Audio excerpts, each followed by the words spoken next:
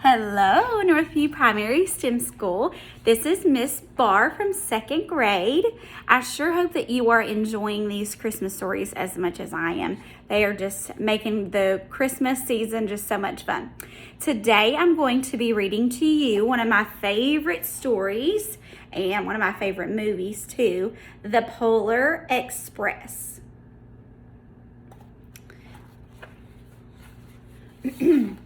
On Christmas Eve, many years ago, I lay quietly in my bed. I did not rustle the sheets. I breathed slowly and silently. I was listening for a sound a friend had told me I'd never hear, the ringing bells of Santa's sleigh. There is no Santa, my friend had insisted, but I knew he was wrong. Late that night, I did hear sounds, though not of ringing bells. From outside came the sounds of hissing steam and squeaking metal. I looked through my window and saw a train standing perfectly still in front of my house. There he is. He's looking out the window.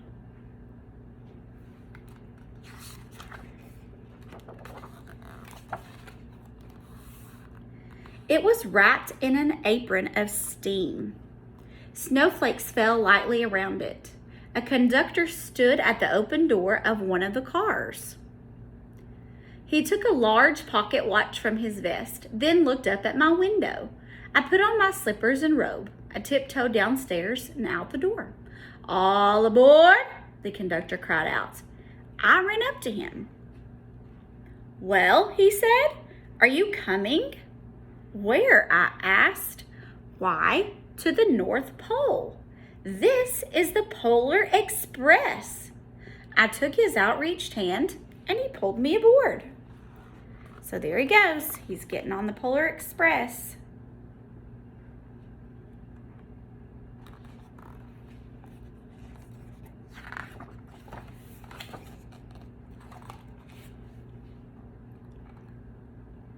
The train was filled with other children, all in their pajamas and nightgowns.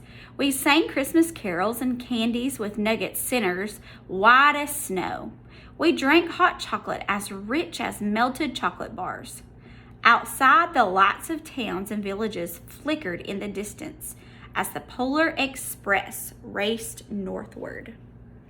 I love having hot chocolate whenever I watch the Polar Express too. There they are.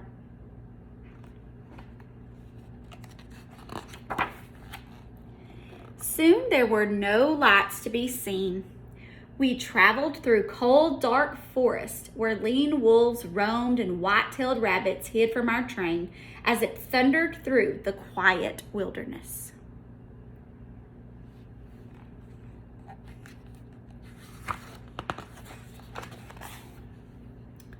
We climbed mountains so high it seems as if we would scrape the moon. But the Polar Express never slowed down. Faster and faster we ran along, rolling over peaks and through valleys like a car on a roller coaster. There they go. They're at the top.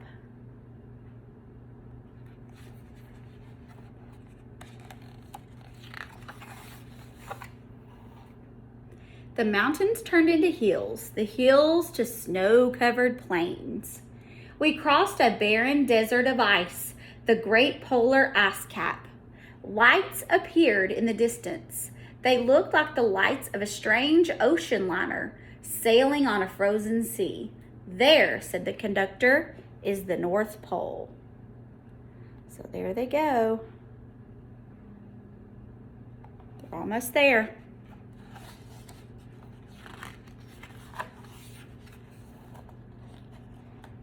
Oh, they've arrived. The North Pole. It was a huge city standing alone at the top of the world, filled with factories where every Christmas toy was made. At first, we saw no elves. "They are gathering at the center of the city," the conductor told us. "That is where Santa will give the first gift of Christmas." "Who receives the first gift?" we all asked.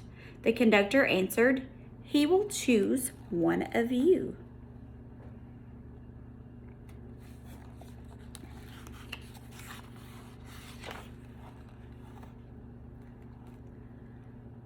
"Look," shouted one of the children, "the elves!" Outside, we saw hundreds of elves. As our train drew closer to the center of the North Pole, we slowed to a crawl. So crowded were the streets with Santa's helpers.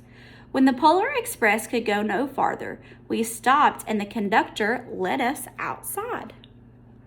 All those elves waiting for Santa.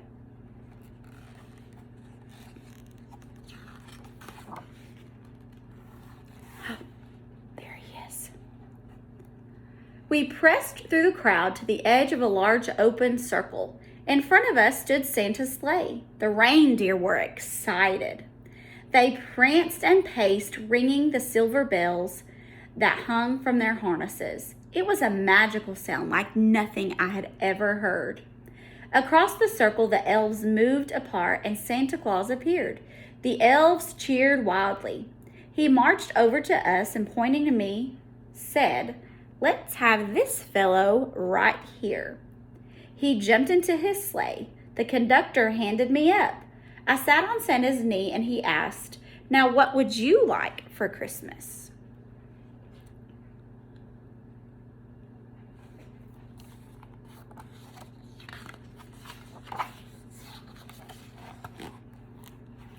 Sorry.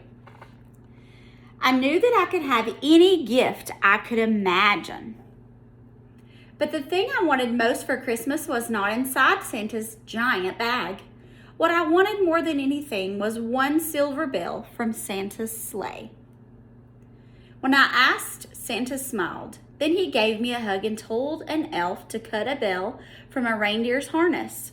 The elf tossed it up to Santa. He stood holding the bell high above him and called out, "The first gift of Christmas!"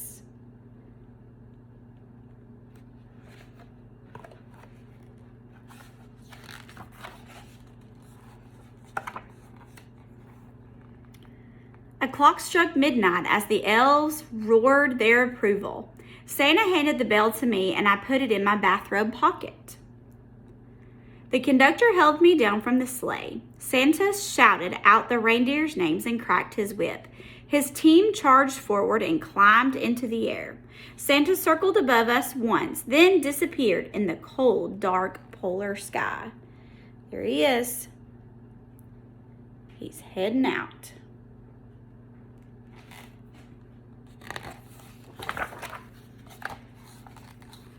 Oh, they're back on the train.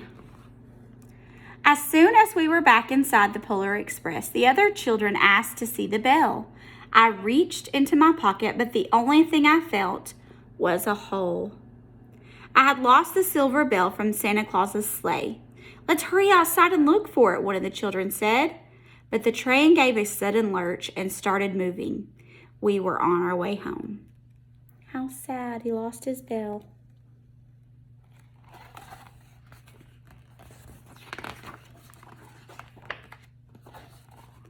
It broke my heart to lose the bell. When the train reached my house, I sadly left the other children. I stood at my doorway and waved goodbye. The conductor said something from the moving train, but I couldn't hear him. "What?" I yelled out. He cupped his hands around his mouth. "Merry Christmas!" he shouted.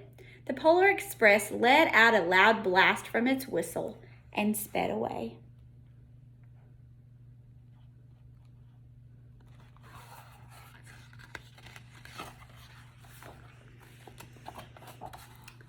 On Christmas morning, my little sister Sarah and I opened our presents.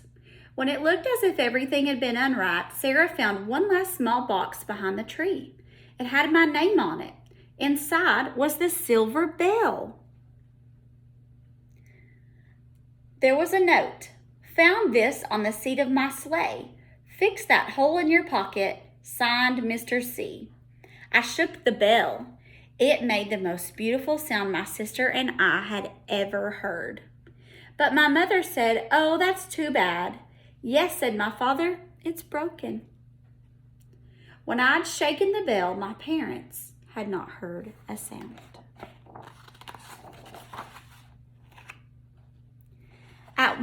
At one time, most of my friends could hear the bell. But as years passed, it fell silent for all of them. Even Sarah found one Christmas that she could no longer hear its sweet sound. Though I've grown old, the bell still rings for me, as it does for all who truly believe. And I sure hope that you have an extra magical Christmas, and I sure hope that you can hear that bell as long as you believe. I hope you have a Merry Christmas.